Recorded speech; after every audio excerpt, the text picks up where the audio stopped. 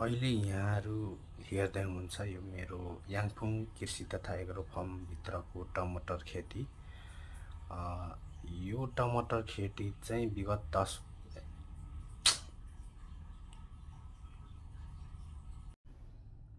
चाहिँ म यहाँहरूलाई टमाटर खेती सम्बन्धी थोरै जानकारी लिएर आएको छु।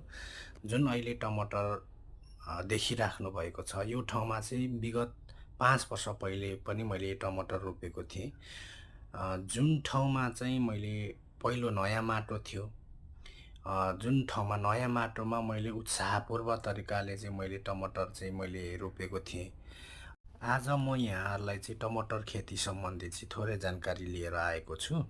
जुन भिडियोमा देखिरहनु भएको छ, यो टमाटर भएको ठाउँमा चाहिँ योभन्दा पहिले 5 वर्ष पहिले मैले टमाटर नै रोपेको थिएँ। त्यतिखेर नयाँ टनेल बनाएको थिएँ, नयाँ माटो, अत्यन्तै उत्साहका साथ मैले यहाँ टमाटर रोपेको थिएँ। बिउ एकदम निरोगी राम्रो थियो। तर मैले बेलुका पखी मैले चाहिँ के अरे साँझ पख रोपेर टमाटर चाहिँ मैले राखी छोडेको थिएँ।